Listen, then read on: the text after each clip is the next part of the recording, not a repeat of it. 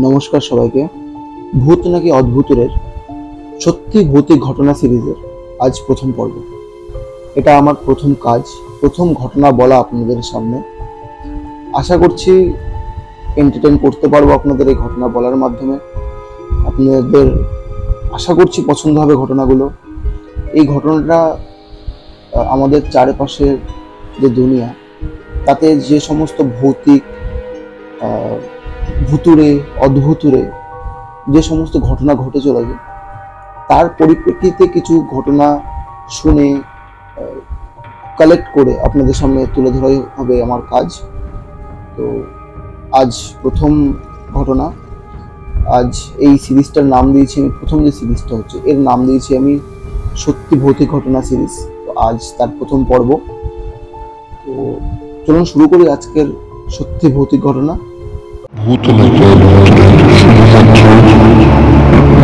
মঙ্গলবার আর বৃহস্পতিবার রাত 10টায় তান্ত্রিক দেখে। ঘটনাটা ঘটে কলকাতা থেকে 40 কিলোমিটার দূর একটি গ্রামে। সেই গ্রামে দীপঙ্কর নামের একজন ছেলে থাকে। দীপঙ্করের বরাবরের অভ্যাস ঠিক ভোর 4টের সময় তার বন্ধুদের সাথে মাঠে দৌড়াতে যায়।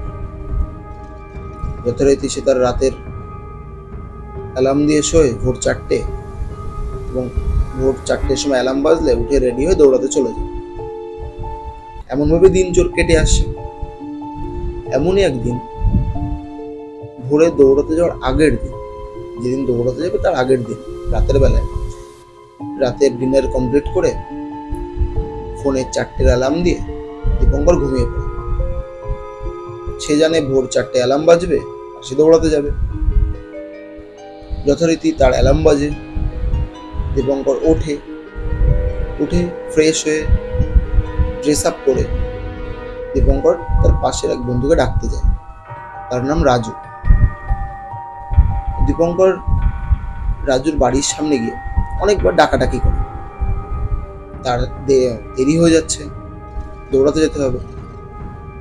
অনেকবার ডাকাডাকি করার পরও রাজু ঘর থেকে বেরোয় না। দীপঙ্কর চলে আসতে যাচ্ছিল ফিরে, তখনই দেখে রাজুর মা বাইরে বেরিয়েছে।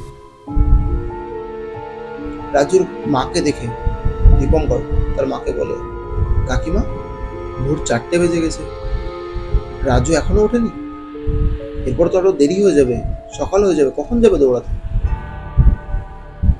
রাজুর মা তখন ঘুমের চোখ ডলতে ডলতে বলে, তোর কি মাথা খারাপ হয়ে গেছে? এখন 4টে বাজে, তুই কি ঘড়ি দেখে এসছিস? ভালো করে দেখ কটা বাজে। দীপঙ্কর বলে, হ্যাঁ, আমি তো অ্যালার্ম দিয়ে রেখেছিলাম, যখন অ্যালার্ম বেজেছে আমি উঠে ফ্রেশ হয়ে চলে এসেছি। রাজুর মা বলে, এদিকে আয় বলে দীপঙ্করকে ঘরে ডাকে।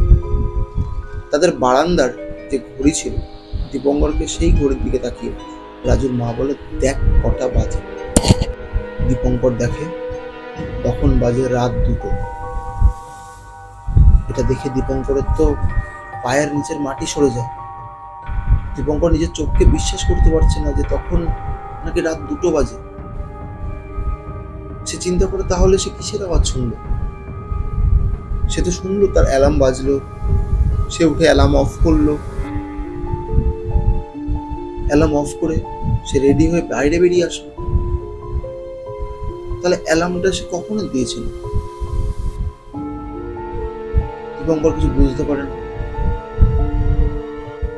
তখন সে রাজুর মাকে বলে, কাকিমা, হয়তো তাহলে অ্যালার্ম দিতে ভুল হয়ে গেছে, ঠিক আছে আপনি শুয়ে পড়ুন, আমি চলে যাচ্ছি, আমি 4টের সময় আসবো। এই বলে দীপঙ্কর সেখান থেকে বেরিয়ে যায়। রাস্তায় বেরিয়ে দীপঙ্কর ভাবতে থাকে, সে তো প্রতিদিনই 4টে অ্যালার্ম দেয়, ইভেন তার অ্যালার্ম তো সেটই করা রয়েছে, অটোমেটিক 4টে দেওয়াই রয়েছে, জাস্ট অন করলে অ্যালার্ম দেওয়া হয়ে যায়, তাহলে কি করে অ্যালার্ম বাজলো? এটা ভাবতে ভাবতে সে রাজুর বাড়ি থেকে কিছু পা এগিয়েছে। দীপঙ্কর পিছন থেকে শুনতে পায় একজন মহিলা কণ্ঠ তাকে বলছে,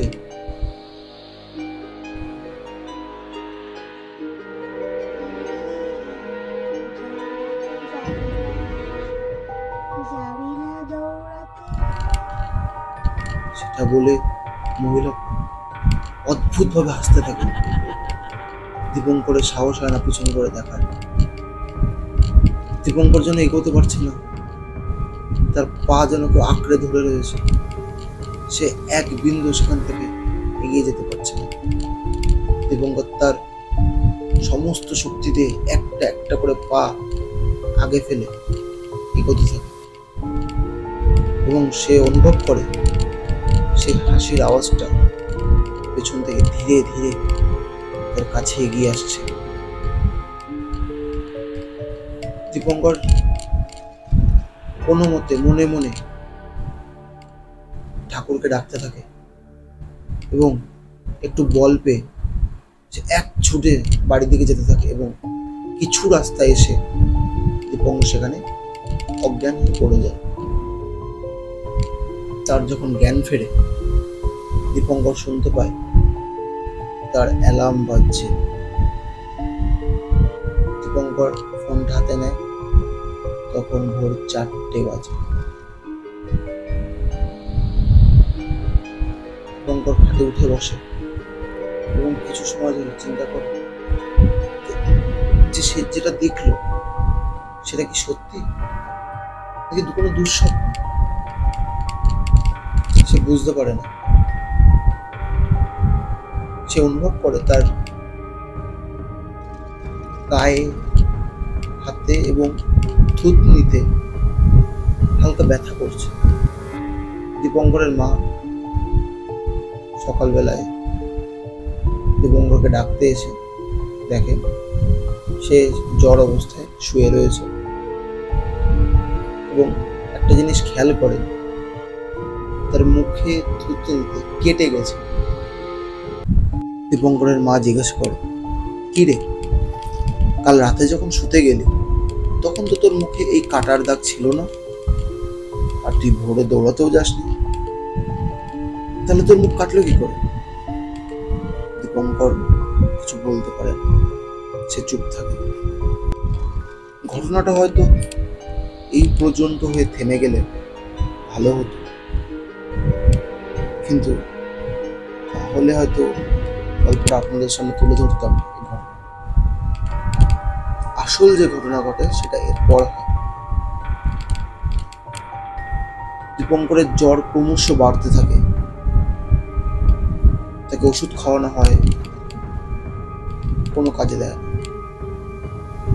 প্রথম দিন কাটে, দ্বিতীয় দিন কাটে, তৃতীয় দিনের দিন শুরু হয় এক অদ্ভুত ঘটনা।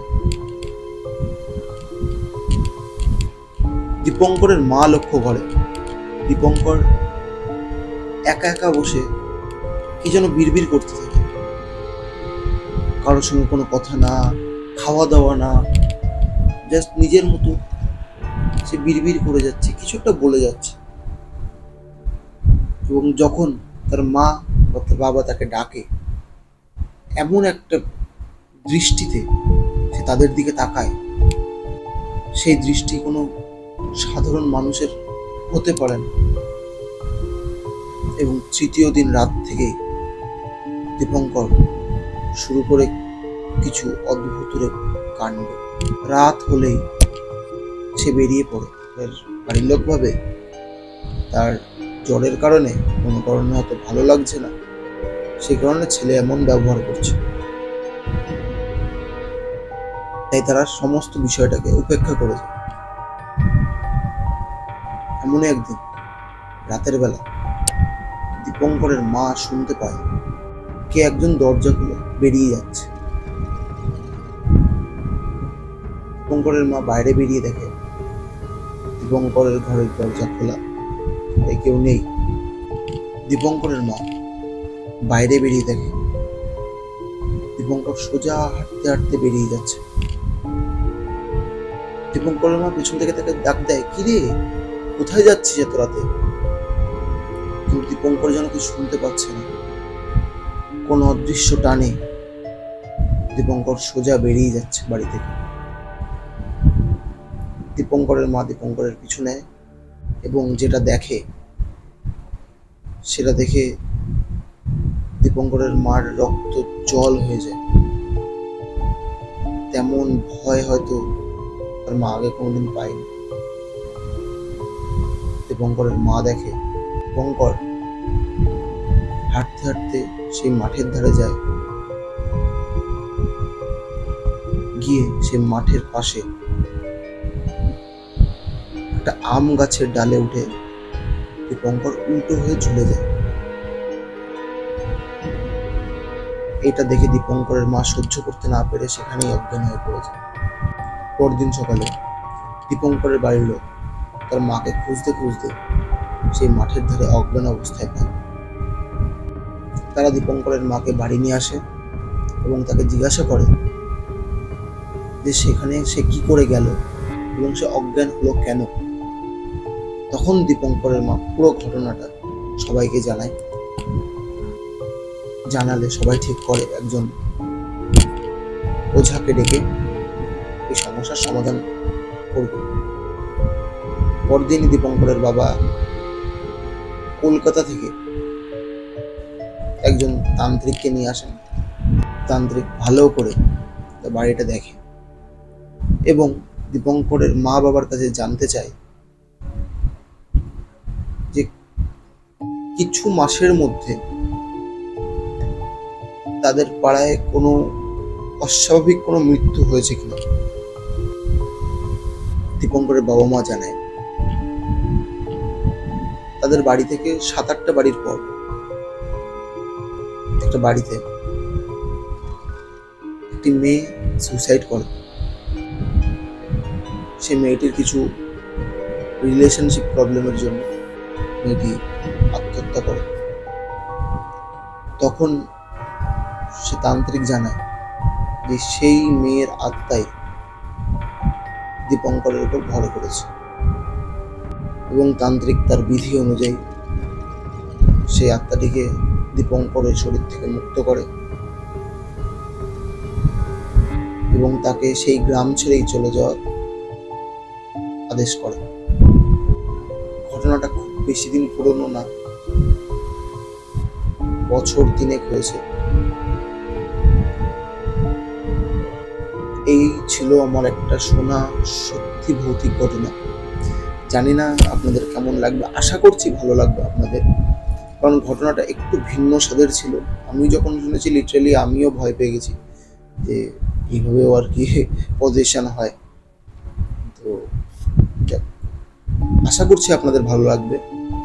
তো এটা জাস্ট আমার প্রথম কাজ, আজকে প্রথম ঘটনা আপনাদের সঙ্গে শেয়ার করা। এরপর আপনাদের ভালোবাসা, আপনাদের সহযোগিতা পেলে আরও এগিয়ে যাব, নতুন নতুন এরকম ঘটনা আরও আসতে থাকবে। যদি ভালো লেগে থাকে অবশ্যই একটা সাবস্ক্রাইব করে যাবেন চ্যানেলটাকে এবং একটা লাইক করে দিয়ে যাবেন, এবং আপনারা কোথা থেকে দেখছেন সেটা একবার একটু কমেন্টে জানিয়ে দেবেন। আজকের মতো এখানে রাখছি, দেখা হচ্ছে পরের ভিডিওতে।